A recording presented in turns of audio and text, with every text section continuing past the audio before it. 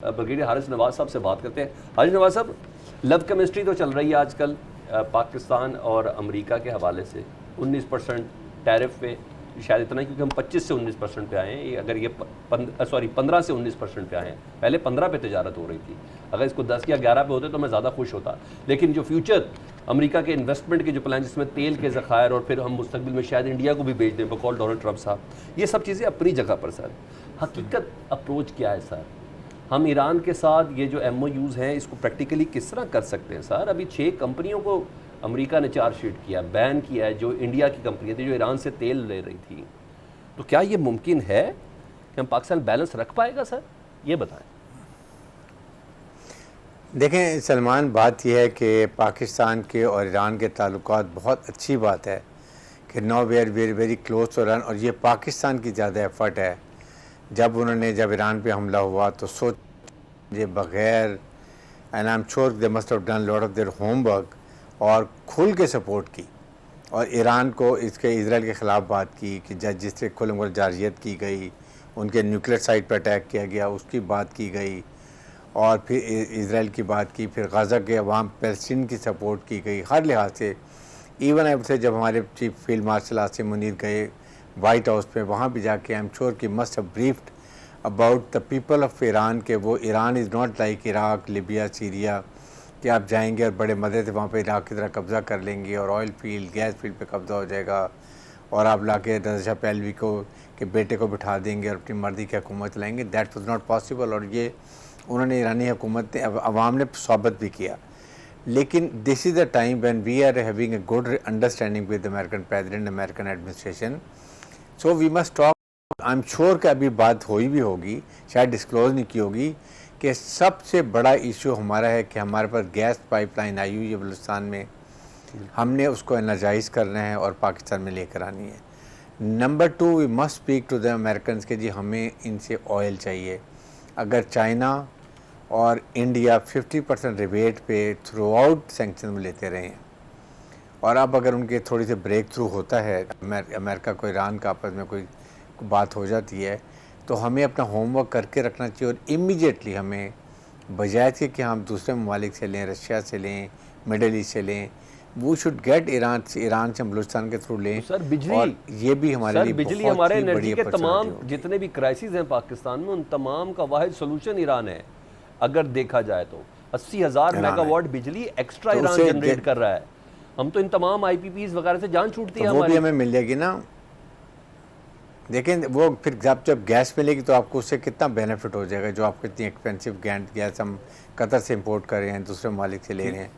तो और सेकंड हमारे साथ उसके आप ये देखिए, इस खित्ते में इस वक्त Pakistan has become a regional stabiliser, इस वजह से कि अब इंडिया को भी ईरान ने किक आउट कर दिया, बिकॉज जब जो उन्होंने नेगेटिव रोल प्ले किया, रॉ ने और मुसाद ने मिल के जो उनके साथ बुरा हाल किया, वह जाल बिछा के उनके साइंटिस्ट को मारा, उनके मिलिट्री कमांडर्स को मारा, वो उनको पता चल गया। इस वजह से जिसकी वजह से उन्होंने उनको किक आउट कर रहे हैं वहाँ से। तो अब एक तो वहाँ से जो इन्फिल्ट्रेशन होती थी BLF की, वो भी कम हो जाएगी, ज़ाहिर है वो ट्रेनिंग कैंप बंद हो जाएंगे।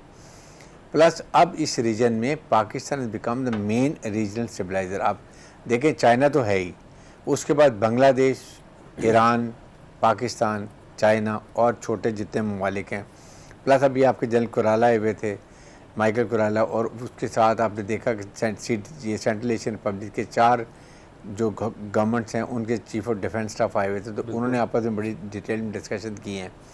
सो everybody is realising now Pakistan is real a regional player, और हमने ये अपनी मुसल्लह फ़ौज की स्ट्रेंथ दिखा के, अपनी लीडरशिप की स्ट्रेंथ दिखा के, और मिलिट्री पावर दिखा के, और फिर chief army staff field marshal Asim Munir ने जिस तरीके से कौम को इकट्ठा उसके बाद करके इसको प्रोफेशनल तरीके से प्लान को एग्जीक्यूट किया, और 4 से 6 घंटे में इंडिया के घुटने टेक दिया।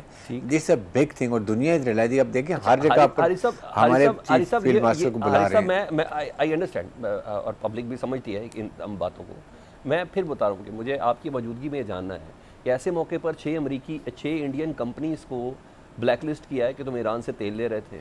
ऐसे मौके पर इंडिया, जो शुरू से स्ट्रेटेजिक पार्टनर था, जिसको चीन के ख़िलाफ़ अमेरिका बाकायदा इतने अरसे से तैयार कर रहा था, उसके साथ डोनाल्ड ट्रंप जैसा अनप्रिडिक्टेबल बंदा सीधा हो गया है। आप समझते हैं ये 10 अरब डॉलर तक ईरान के साथ हमारा बिजनेस बढ़ सकता है बगैर डोनाल्ड ट्रंप की नाराज़गी के? वो इजाज़त भी दे देगा तेल लेने की, बिजली लेने की और गैस लेने की? देखें, बात यह है कि मेरे ख्याल में with in 6 month you will see कि ईरान से अमेरिका के ताल्लुकात बेहतर हो जाएंगे।